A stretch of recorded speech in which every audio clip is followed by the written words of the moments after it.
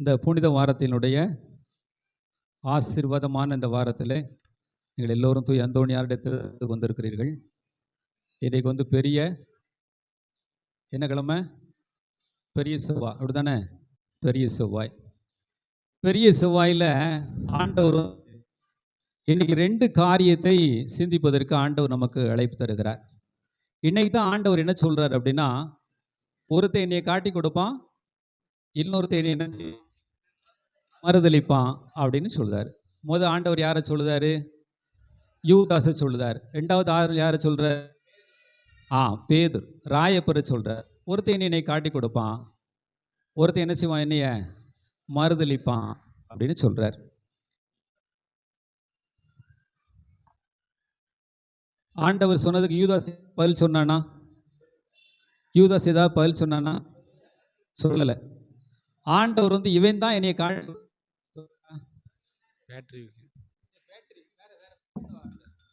ஆண்டவர் வந்து இவன் தான் என்னை காட்டி கொடுப்பான்னு சொன்னாரா?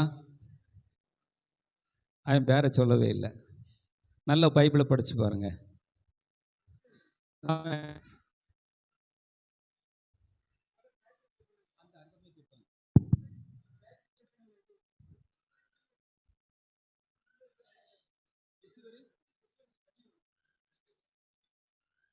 ஓகே, இங்கே எடுக்குமா?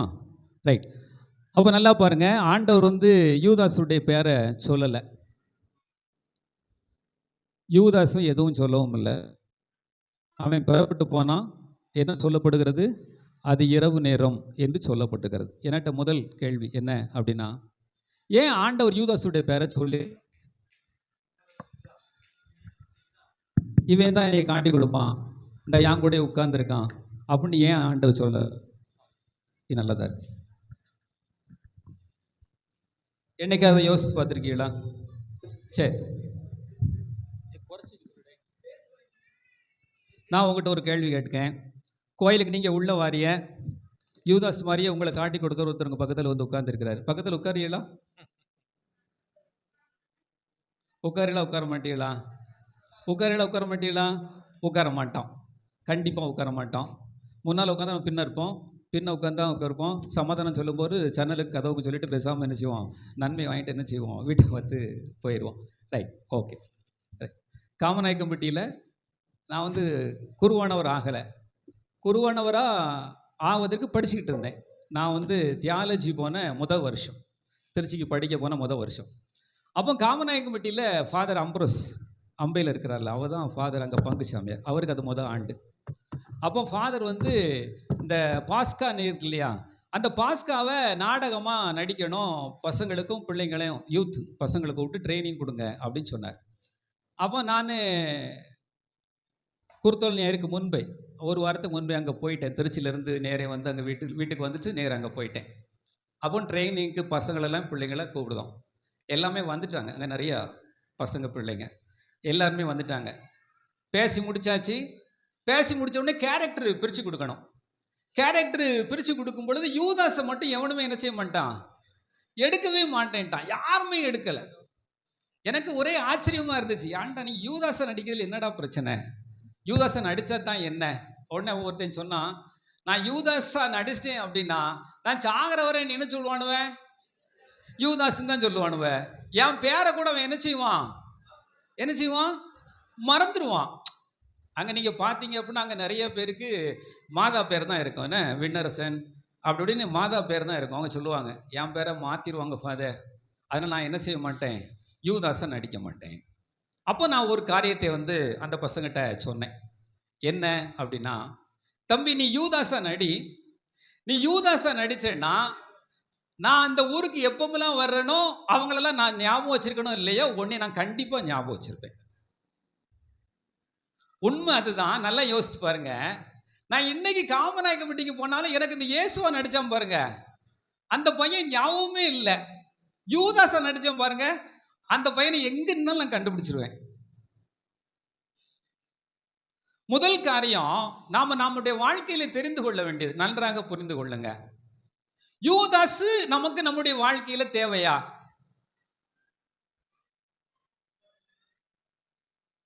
தேவையில்லை. நீங்க என்ன செய்றீங்க? கோயிலுக்கு வந்தோடனே முழங்கால் போட்ட உடனே எல்லாத்திலிருந்தும் ஆண்டவரை நம்மளை காப்பாற்றணும் அப்படின்னு சொல்லி ஜெபம் பண்றோம். கரெக்டா?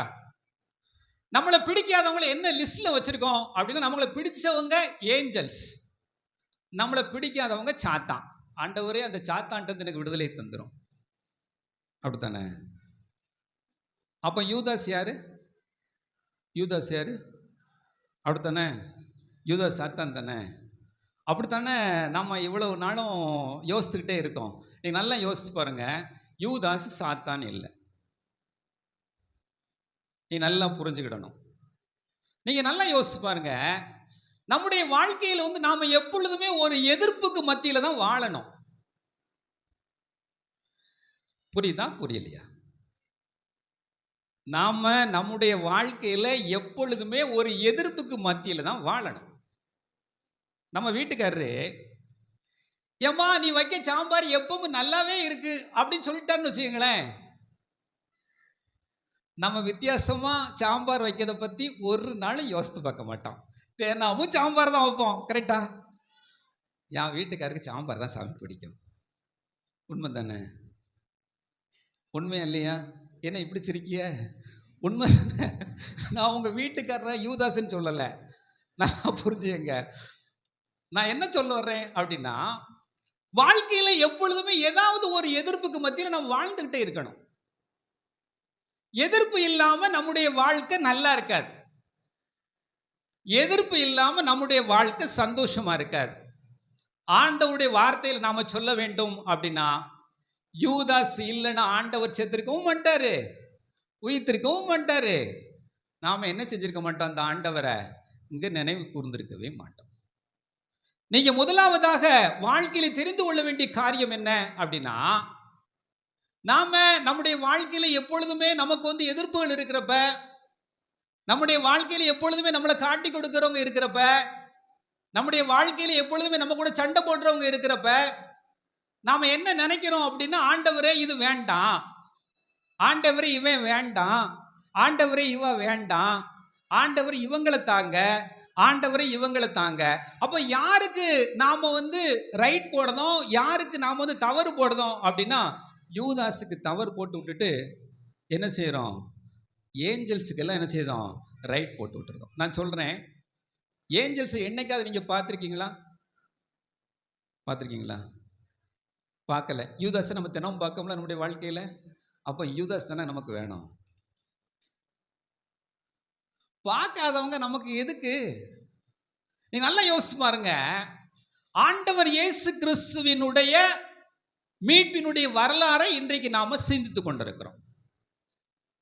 இன்றைக்கு வாசிக்கப்பட்ட யோவான் 13வது அதிகாரம் 21வது வார்த்தை சொல்லுகிறது, ஆண்டவர் நற்செய்தி ஆரம்பித்த உடனே சொல்லுகிறார், உங்களுள் ஒருவன் என்னை காட்டி கொடுப்பான். அப்போ பேதுரு என்ன சொல்றாரு அப்படின்னா, ஆண்டவருக்கு பக்கத்துல அவருடைய மார்பு பக்கமாய் அமர்ந்திருந்த அவருடைய பெயர் சொல்லப்படல. யோவான் யாருன்னு கேள். அவர் பெயரை சொல்லல. அவர் சொல்றாரு, நான் அப்பத்துண்டை தோய்த்து யார்கிட்ட கொடுப்பனோ அவன் தான் என்னை காட்டி கொடுப்பான். சரி, நான் அப்பத்துண்டை எடுத்துட்டேன், அப்பத்துண்டை ரசத்துல முக்கிட்டேன், யாரு கொடுப்பேன்? அந்த வாசல் இருக்கவங்களுக்கா? நான் போய் கொடுக்கவே முடியாது. நான் யாருக்கு தான் கொடுக்க முடியும்? ஒன்று இங்கோடி, அங்கே ஒரு பக்கம் யார் இருப்பான்னு சொல்லிட்டாங்க, இன்னொரு பக்கம் யார் இருக்கா? யார் இருக்கா? அப்போ யூதாஸ் ஆண்டவர். யூதாஸ் ஆண்டவர் எங்கே வச்சிருந்தாரு? முதலாவதா நீங்க தெரிந்து கொள்ளுங்க, நாம எப்பொழுதுமே நம்முடைய வாழ்க்கையில் நமக்கு வேண்டாம் அப்படின்னு நினைக்கிறவங்களை நாம தூரத்தில் வைக்கணும் அப்படின்னு நினைக்கிறோம். அவங்க நம்முடைய மனசுக்குள்ள வேண்டாம், அவங்க நம்ம மூளைக்குள்ள வேண்டாம், அவங்க நம்முடைய நினைவிலேயே வேண்டாம் அப்படின்னு சொல்லிட்டு அவங்கள தினமும் நினைச்சிட்டு இருக்கோம். சரியா தப்பா? சரியா தப்பா? உண்மை தானே? நாம எதை வேண்டாம் வேண்டாம்னு சொல்லுதோமோ அதுதான் நம்ம கனவுல கூட வருது.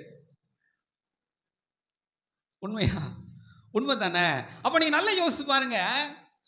யூதாஸ் நீங்க வேண்டாம் வேண்டாம் வேண்டாம்னு சொல்றப்ப, யூதாஸ் உங்களுக்கு வாழ்க்கையில எப்பவும் இருப்பான். நீங்க சாப்பிடும் போது இருப்பான், சாப்பிட்டது வயித்துல தங்காது, வயித்தால போயிடும். யூதாஸ் எப்பவும் உங்க நினைவுல இருப்பான். நீங்க என்ன சாப்பிட்டேன்னு ஞாபகம் இருக்கா, திரும்பி போய் சாப்பிடுவீங்க. அப்ப நீ நல்லா தெரிந்து கொள்ளுங்க, வாழ்க்கையில எப்பொழுதுமே ஆண்டவர் யூதாசை எங்க வச்சிருந்தார் அப்படின்னா தனக்கு அருகிலேயே வைத்திருந்தார். எதற்கு அப்படின்னா, முதலாவதா நீங்க தெரிந்து கொள்ளுங்க, யூதாசை எல்லா சீடர்களிலும் மேலாக அவனை அதிகமாக அன்பு செய்வதற்கு. ஏன் அப்படின்னா, ஆண்டவருடைய இறுதி உணவு அது. அதுக்கப்புறம் தன்னுடைய சீடர்களோட உட்கார்ந்து அவர் என்ன செய்ய மாட்டாரு, சாப்பிட மாட்டாரு. அதுதான் கடைசியா உட்கார்ந்து சாப்பிடுறாரு. அதுக்கு பேரு லாஸ்ட் சப்பர், ராபோஜன உணவு. அந்த உணவுல தன்னை யார் காட்டி கொடுப்பான் என்பதை அவர் அறிந்திருந்தும் கூட அவனை எங்க வச்சிருந்தார் அப்படின்னா, அவனை தனக்கு பக்கத்திலேயே வைத்திருந்தார். அவனை நீ தூரத்தில் போய் உட்காரு அப்படின்னு சொல்லல. இரண்டாவது காரியத்தை பாருங்க, ஆண்டவர் தன்னை காட்டி கொடுப்பான் என்று தெரிந்திருந்தும் கூட அந்த யூதாசினுடைய பெயரை மற்ற 11 சீடர்களுக்கும் அவர் என்ன செய்யல, சொல்லக்கூட இல்லை. இவன் தான் என்னைய காட்டி கொடுப்பான், இவனுடைய பெயர் தான் எனக்கு என்ன செய்யப்படுகிறது, வெளிப்படுத்தப்பட்டிருக்கிறது அப்படி தன்னுடைய சீடர்களுக்கு சொல்லல.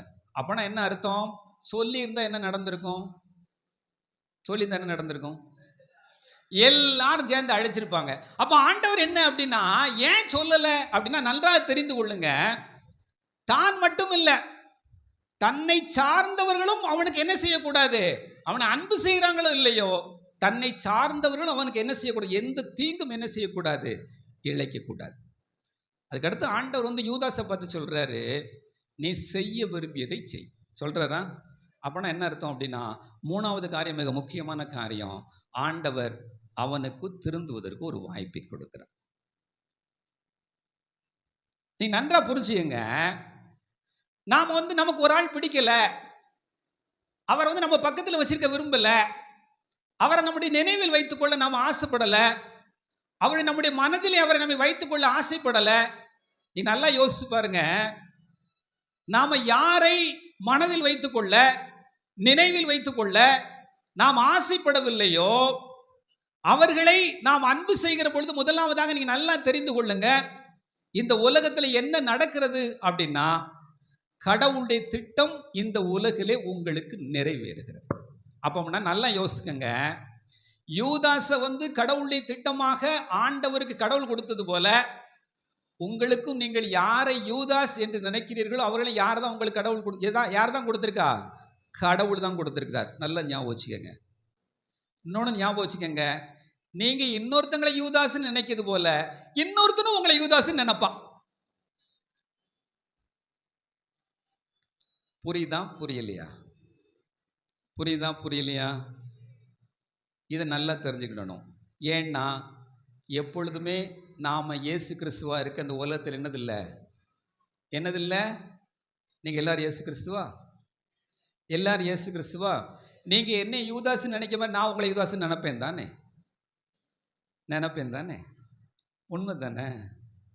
இதுதான் நம்ம கொஞ்சம் கஷ்டமா இருக்கு. நாம எப்பொழுதும் அவங்கள மட்டுமே நம்ம வேண்டாம்னு நினைக்காம, அவங்களும் நம்மளை வேண்டான்னு தானே நினைப்பாங்க. நாம அவங்கள யூதாஸ் என்று நாம நினைக்கிறோமே, அவங்களும் நம்மளை யூதாஸ் தானே நினைப்பாங்க. அப்ப நீங்க ஒரே காரியத்தை நீங்க தெரிந்து கொள்ளுங்க, நாம யாரை வேண்டாம் என்று நினைக்கிறோமோ அவர்களை வேண்டாம்னு சொல்லாதங்க. ஏன் அப்படின்னா, வேண்டாம் என்று சொல்லுகிற பொழுது அவர்களும் நம்மை வேண்டாம் என்று சொல்வார்கள். நாம் அவர்களை அன்பு செய்கிற பொழுது அவர்களும் நம்மை அன்பு செய்வார்கள். நாம் அவர்களை விரும்புகிற பொழுது இன்னைக்கு இல்லாவிட்டாலும் என்றைக்காவது ஒரு நாள் அவர்கள் நம்மை விரும்புவதற்கு ஆண்டவர் அவர்களுக்கு ஒரு வாய்ப்பு தருவார். இன்னும் நல்ல காரியத்தை புரிஞ்சுங்க, நாம ஏன் இந்த உலகத்தில் எதிர்ப்புகளுக்கு மத்தியிலே வாழ்ந்து கொண்டு இருக்க வேண்டும் அப்படின்னா, ஆண்டவர் அந்த எதிர்ப்புகளுக்கு மத்தியிலே வாழ்ந்து கொண்டிருந்ததனால்தான் அவரை மீட்பர் என நாம புரிந்து கொண்டோம்.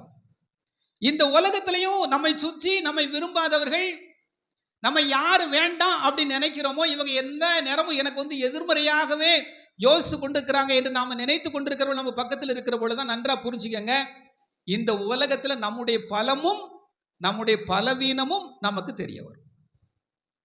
எப்பவும் நம்ம சந்தோஷமாவே இந்த உலகத்துல இருந்தோம் அப்படின்னா, நமக்கு பாகக்காய் எப்படி இருக்குன்னு என்ன செய்யாது, கண்டிப்பாக தெரியாது, சுகர் வந்துடும். கரெக்டா? உண்மை தானே?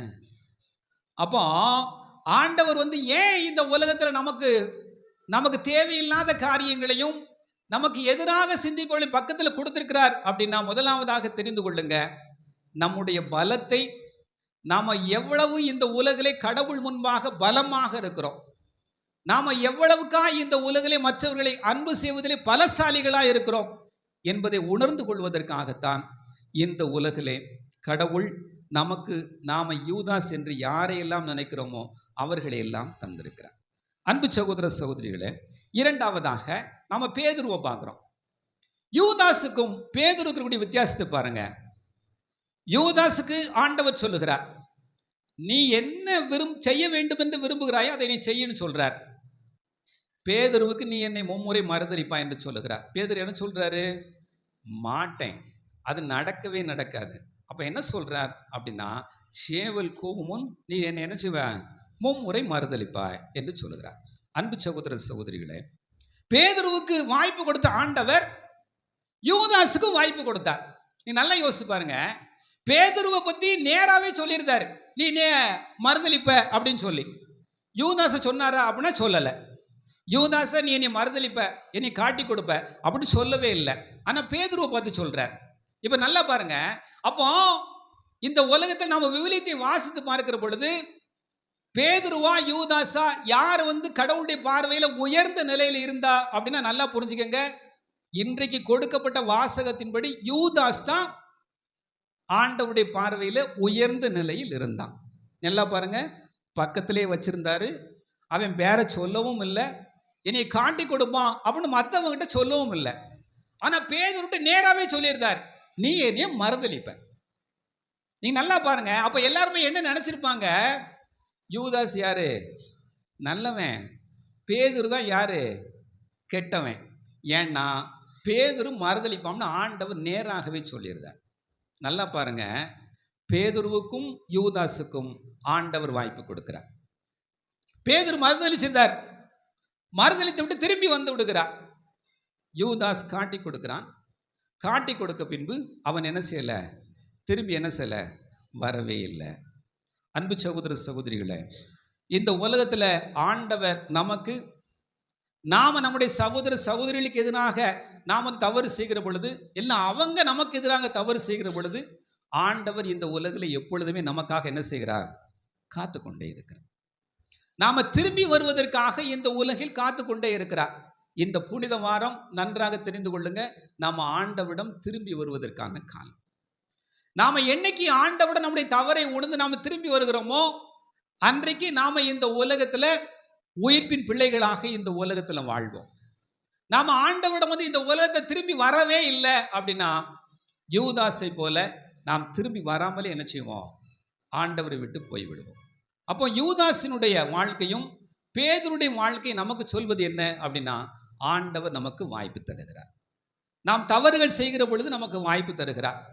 நாம் திரும்பி வருவதற்காய் ஆண்டவர் காத்து கொண்டே இருக்கிறார். அன்பு சகோதர சகோதரிகளை, இந்த உலகத்தில் அதனால ஆண்டவர் நம்மை அன்பு செய்கிறார். ஆண்டவருடைய அன்பை உணர்ந்து பேதுருவை போல நாம் திரும்பி வருகிற பொழுது நாமும் இந்த உலகிலே ஆண்டவருடைய சீடர்களாக வாழ்வதற்கான பாக்கியத்தை, புண்ணியத்தை ஆண்டவர் நமக்கு அருள்வாராக. ஆமென்.